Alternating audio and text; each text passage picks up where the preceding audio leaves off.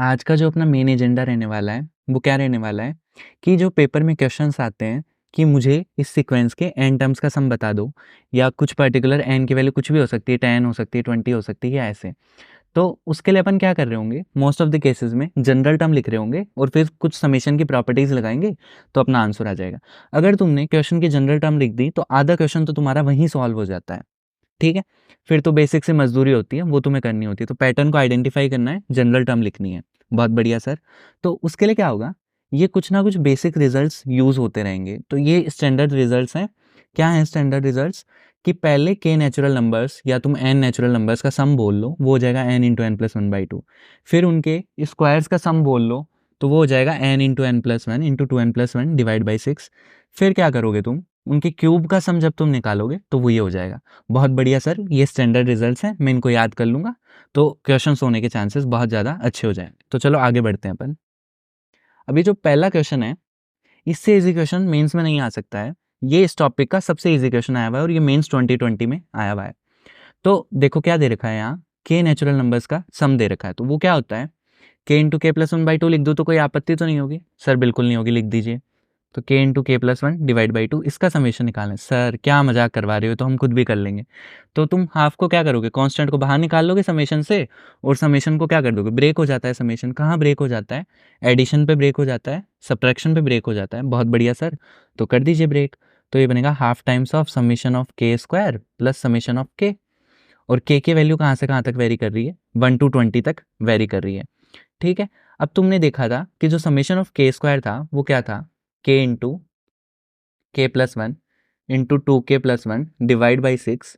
और summation of के जो था वो क्या था, के इंटू के plus one divide by two. ये प्रीवियस स्लाइड पे अपन ने देखा था। तो बस अब क्या था सर, बेसिक से मजदूरी है, अब तो हम इसको सोए सोए कर लेंगे। तो कर लेना इसको। और इस टाइम पे मजदूरी करने से बिल्कुल भी नहीं घबराना है, गर्व से मजदूरी करो भाई। आंसर तक क्वेश्चन को सॉल्व करो, बिल्कुल भी यहाँ तक नहीं छोड़ना है क्वेश्चन को, आंसर तक तुमको क्या करना है, सॉल्व करना है। तो बहुत आसान सा क्वेश्चन था। तो चलो आगे बढ़ते हैं अपन। तो देखो, अब ये जो क्वेश्चन है पहले अपन इसका बी पार्ट देख लेते हैं।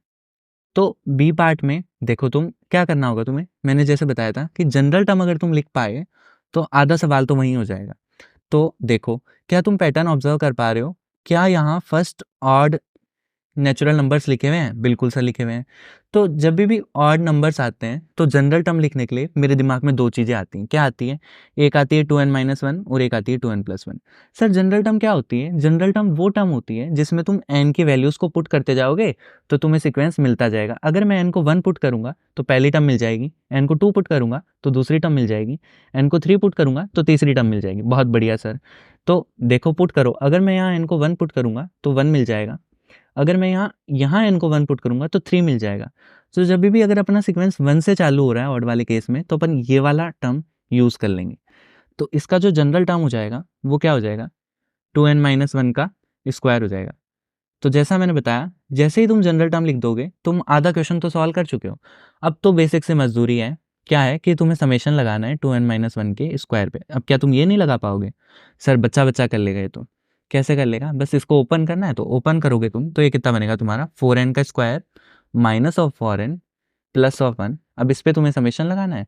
तो सर समेशन की बेसिक प्रॉपर्टीज क्या हो जाएगा, समेशन ब्रेक हो जाएगा, कांस्टेंट बाहर आ जाएगा। सर कर दीजिए। तो 4 times of summation of n square minus 4 times of summation of n plus summation of one. अब एन जो था इस क्वेश्चन में पर्टिकुलरली 10 तक वेरी करेगा, तो करा दो वेरी इसको 1 to 10। बहुत बढ़िया सर, कोई दिक्कत नहीं है यहाँ तक। ठीक है, अब देखो, अब ये तो रिजल्ट्स तुमने देखे ही थे कि एन स्क्वायर का सम कितना होगा, n into n plus one into two n plus one by six. ये हो जाएगा n into n plus one by two, ये हो जाएगा तुम्हारा एन।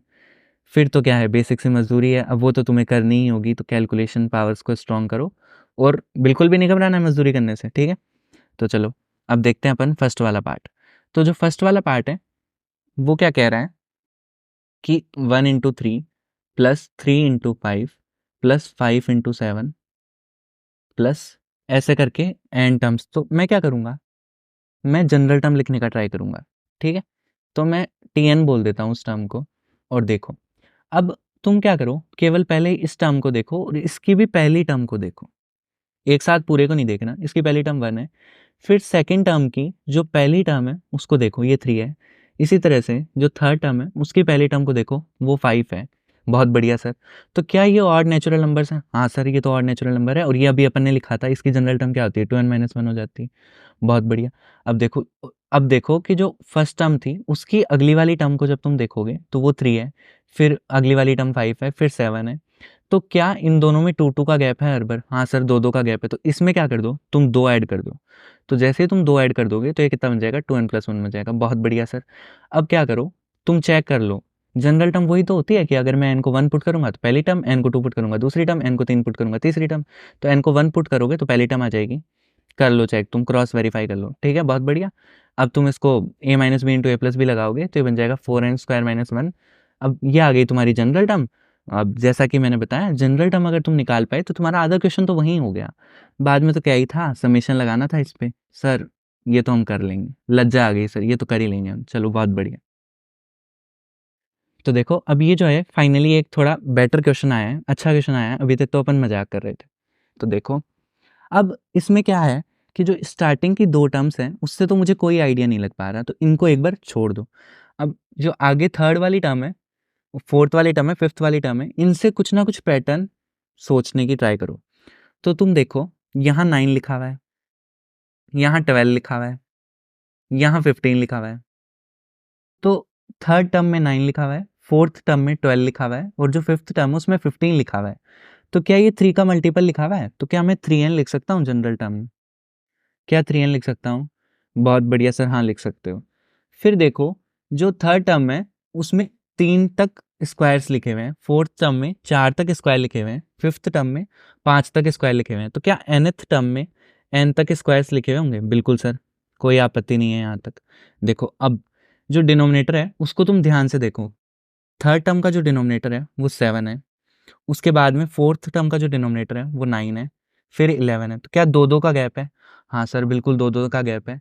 तो देखो, इससे पहले जब तुम जाओगे तो तुम्हें क्या करना होगा, डिनोमिनेटर तुम देख रहे हो ना, तो देखो सर, थर्ड टर्म का डिनोमिनेटर 7 था, फोर्थ टर्म का डिनोमिनेटर 9 था, फिफ्थ टर्म का डिनोमिनेटर 11 था।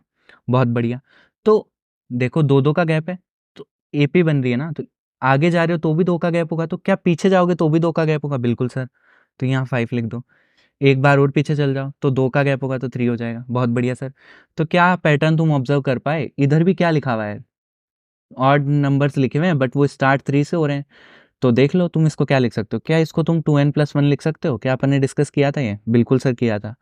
तो क्या ये इसकी जनरल टर्म आ गई है? इसको तुम थोड़ा और सिंप्लीफाई कर लो तो तुम इसको लिख सकते हो, बट पहले क्रॉस वेरीफाई कर लो ना तुम। क्या इसमें n की वैल्यू 1 पुट करो, तो n की वैल्यू अगर तुम 1 पुट करोगे तो क्या ये पहली टर्म आ जाएगी? तो 3 बन जाएगा, ये भी 3 बन जाएगा, और ये 1 बन जाएगा, तो पहली टर्म आ जाएगी। n को जैसे ही तुम 2 पुट करोगे तो क्या दूसरी टर्म आ रही है? बिल्कुल सर आ रही है। बहुत बढ़िया। तो देखो अब इसको तुम थोड़ा सिंप्लीफाई करो ताकि तुम इसमें समेशन की प्रॉपर्टीज लगा पाओ। बहुत बढ़िया। तो ये 3n हो जाएगा। फिर जब तुम इसको सॉल्व करोगे तो ये अपन ने देखा था, ये रिजल्ट होता है n into n+1 into 2n+1 divided by 6। बहुत बढ़िया सर, हाँ ये तो पहली स्लाइड में ही रिजल्ट था, इंटू 2n+1। ये आ गया। अब इस पे क्या लगाना था? तूने समेशन लगाना था। तो पहले इसको थोड़ा सिंप्लीफाई कर लो, ये कैंसिल हो गया, इस 3 से ये कैंसिल होकर 2 बन गया, ये तुम्हारा बन गया, कुछ ना कुछ बन जाएगा, और फिर उस पर तुम्हें क्या लगाना है? समेशन लगाना है। तो आगे तो मजदूरी है, वो कर लोगे। तो मेरा काम तुम्हें बताना था कि तुम जनरल टर्म कैसे लिखते हो। अब मजदूरी तो तुम्हें खुद ही करनी होगी, ठीक है। और लास्ट में क्या करना, एन को 15 पुट कर देना, क्योंकि यहाँ तुमसे 15 टर्म्स का सम पूछा गया है। तो बस ऐसे क्वेश्चंस जो होते हैं ना, उसमें तुम्हें घबराना नहीं है, तुम्हें पैटर्न ऑब्जर्व करना है। अब इसमें कैच ये था कि स्टार्टिंग की 2 टर्म्स को तुम छोड़ दो एक बार के लिए, ये अलग से लिखी हुई दिख रही है ना, बाकी आगे कुछ ना कुछ पैटर्न तुम ऑब्जर्व कर पा रहे हो। तो प्रैक्टिस से तुम क्या करो, जनरल टर्म लिखने का ट्राई करो। अगर जनरल टर्म तुमने लिख दी तो कॉन्फिडेंस आना चाहिए तुमको कि अब मैं सवाल को कर ही लूंगा। बहुत बढ़िया सर, आगे बढ़ते हैं और कुछ क्वेश्चंस देखते हैं। अब देखो, अपना जो नेक्स्ट टॉपिक है वो है method of difference. Method of difference क्या करता है? अपने को जनरल टर्म लिखने में हेल्प करता है। अभी तक अपन क्या कर रहे थे, जनरल टर्म अपन ऑब्जर्वेशन से लिख रहे थे कि कुछ ना कुछ पैटर्न बन रहा था, तो मैं उस पैटर्न को ऑब्जर्व कर रहा था और आसानी से जनरल टर्म लिख पा रहा था। अब ऐसे इस टाइप के जो क्वेश्चंस आएंगे, हो सकता है उनमें मुझे पैटर्न ऑब्जर्व ना हो पा रहा हो, तो मेथड ऑफ डिफरेंस क्या देगा, तुम्हें जनरल टर्म लिखने में हेल्प करेगा। बहुत बढ़िया सर। कैसे हेल्प करेगा? तो मेथड ऑफ डिफरेंस कब अप्लाई होगा, जब डिफरेंस जो होगा टर्म्स का वो अगर अच्छा बन रहा होगा। कैसे, तुम इनका डिफरेंस निकालो, ये 2 आ रहा है, तुम इनका डिफरेंस निकालो, ये 6 आ रहा है, तुम इनका डिफरेंस निकालोगे, वो 18 आ जाएगा। हाँ ठीक है सर, बहुत बढ़िया, 18 आ जाएगा। यहाँ से जब तुम डिफरेंस निकालोगे वो आएगा 54। ठीक है, तो देखो क्या इनका डिफरेंस जीपी बन रहा है, 2 3 जा 6, 6 3 जा 18, 18 3 जा 54। हाँ सर बिल्कुल जीपी बन रहा है। तो क्या इनका डिफरेंस अच्छा है? हाँ सर बहुत अच्छा डिफरेंस आ रहा है। तो जब भी तुम जनरल टर्म बाय ऑब्जर्वेशन नहीं लिख पा रहे हो तो कोशिश करो एक बार तुम डिफरेंस निकाल लो। तो जैसे ही तुमने डिफरेंस निकाला, अगर वो कुछ अच्छा बन रहा है, जैसे यहाँ क्या बन रहा है, जीपी बन रहा है, हो सकता है एपी बन जाए, तो जब ऐसा बन जाए तो तुम समझ में आना चाहिए तुम्हें कि मेथड ऑफ डिफरेंस अपन लगाएंगे और जनरल टर्म निकालेंगे। तो जो क्वेश्चन में दे रखा था मैंने उसको एस मान लिया, तो ये बन गया तुम्हारा 5 + 7 + 13 + 31 + 85।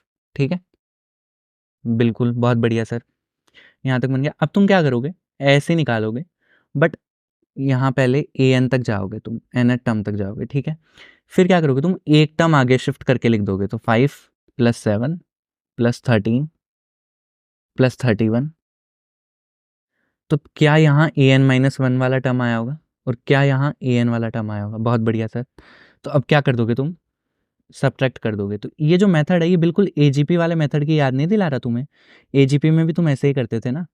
तो अब जब तुम लिखोगे तो ये 0 बन जाएगा तुम्हारा, 0 = ये तुम्हारा 5 बन जाएगा। तो पहली टर्म को तुम छोड़ दोगे और ये आखिरी जो टर्म थी ये ए एन माइनस का आ जाएगा। तो यहाँ जो टर्म्स बनेगी उनको ब्रैकेट में लिखो, 2 + 6 + 18 प्लस ये तुम्हारा कितना बन जाएगा, 54 प्लस एंड सो ऑन। अब तुम आइडेंटिफाई करो कि ये कितनी नंबर ऑफ टर्म्स हैं। तो क्या यहाँ से यहाँ तक n-1 टर्म्स होगी? क्या ये n-1 टर्म्स होगी? ये बता दो मुझे बस तुम। हाँ सर बिल्कुल होगी। क्यों होगी? कि देखो 5 से लेकर an तक n टर्म्स थी, तो मैंने बस 5 को ही तो छोड़ा है, तो ये बची हुई कितनी टर्म्स होगी, n-1 टर्म्स होगी। तो हमेशा जब तुम ये मेथड लगाओगे तो ये टर्म्स जो बचेगी वो n-1 होगी, बट तुम एक बार इसको क्रॉस वेरीफाई कर सकते हो। ठीक है, तो अब इस an को उधर ले जाओगे तो an क्या बनेगा तुम्हारा, तुम्हारा an बन जाएगा 5 + 2 + 6 + 18 प्लस, और ये जो टर्म्स होगी तुम्हारी, ये कितनी टर्म्स आई थी, n-1 टर्म्स आई थी। ठीक है, तो यहाँ से तुम n टर्म जो होगी वो कितनी हो जाएगी तुम्हारी, 5 प्लस ये जो बन रहा है तुम्हारा, क्या ये जीपी बन रहा है? क्या जीपी के सम का फॉर्मूला तुमको आता है, first term into 1 minus common ratio two the power number of terms. तो कॉमन रेशियो कितनी आ रहा है तुम्हारा इधर, कॉमन रेशियो आ रहा है 3, तो 3 to the power number of terms -1। Number of terms अगर n-1 है तो यहाँ क्या n-2 आएगा, बिल्कुल सर n-2 आएगा, और यहाँ आएगा 1 माइनस कॉमन रेशियो। इसको तुम सॉल्व करो, ये आ गई तुम्हारी जनरल टर्म। अगर तुम्हारी जनरल टर्म आ गई, बाद में तो तुम्हें समेशन नहीं लगाना है, बाद में मजदूरी है, वो तुम खुद करो। ठीक है, तो बस तुम्हें क्या करना है, इस टाइप के जो क्वेश्चंस होंगे उनमें जो डिफिकल्ट काम होता है ना, वो जनरल टर्म लिखना होता है। तो जनरल टर्म या तो तुम क्या कर पाओगे, डायरेक्ट कुछ ना कुछ पैटर्न ऑब्जर्व करके लिख पाओगे, या फिर तुम मेथड ऑफ डिफरेंस से तुम्हें जनरल टर्म लिखना होगा। तो जब तुम मेथड ऑफ डिफरेंस से जनरल टर्म लिखोगे तो उसमें तुम क्या करोगे, एजीपी वाले मेथड में जो तुम करते हो वो ही तुम करोगे, सेम चीज़ ना। ठीक है, तो उम्मीद है तुम्हें समझ आया होगा। बहुत बढ़िया, तो चलो मिलते हैं फिर अगले वीडियो में।